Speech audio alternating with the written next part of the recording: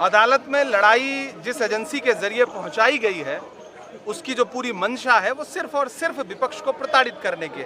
इधर गुजरात में अधिवेशन होता है, राहुल गांधी जी मोडासा पहुंचते हैं और इधर चार्जशीट दाखिल की जाती है। आप क्रोनोलॉजी समझिए ना, भारतीय जनता पार्टी आने वाले बिहार के चुनाव से, गुजरात में कांग्रेस पार्टी की सक्रियता से, आने वाले असम के चुनाव की संभावित हार को देख करके और विपक्ष की सक्रियता को देख करके, 400 पार के नारे के बाद भी 240 पे अटक जाने के बाद भारतीय जनता पार्टी चाहती है कि विपक्ष को पूरी तरह से कुचल दिया जाए, उनके संसाधन तोड़ दिए जाएं, उनके नेताओं का मनोबल तोड़ दिया जाए। लेकिन भाजपा ये भूल जाती है कि ये गांधी परिवार है जिसने इस देश के लिए न जाने कितनी कुर्बानियां दी हैं। आप गांधी परिवार पे आरोप लगाते हैं, वो एक गांधी परिवार वो परिवार है जिसने अपनी निजी संपत्तियां इस देश के लिए दान कर दी हैं। आप उस पर इस तरह के आरोप लगाते हैं, ये बहुत शर्मनाक है और इसके खिलाफ पूरे देश में आज कांग्रेस पार्टी प्रदर्शन कर रही है। राहुल गांधी तख्तियों पे लिखा है डरो मत और सत्यमेव जयते। सत्यमेव जयते जब आपने लिखा है मतलब अदालत पर भरोसा है आपको, और डरो मत का नारा है। हमें अदालत पे भरोसा है लेकिन मीडिया पे बिल्कुल भरोसा नहीं। आप जो भाषा बोल रहे हैं ये भाषा जो है,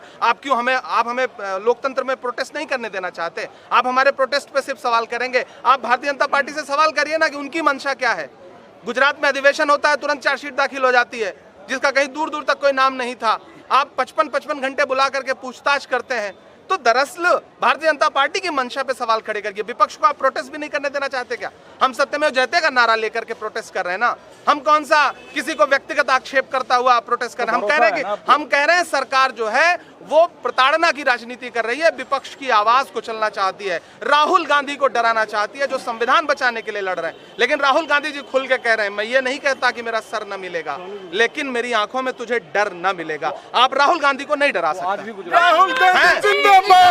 राहुल गांधी जी गुजरात में है और मिशन गुजरात, अधिवेशन, बिहार में सक्रियता, असम का संभावित चुनाव, क्रोनोलॉजी समझ लीजिए। यही है भाजपा की नफरत की और डर की राजनीति के विपक्ष से जनता के भरोसे ना जीत सको तो एजेंसियों को उतार दो, ईडी को उतार दो, इलेक्शन कमीशन को उतार दो, सारे संसाधन उतार दो और विपक्ष को डराओ।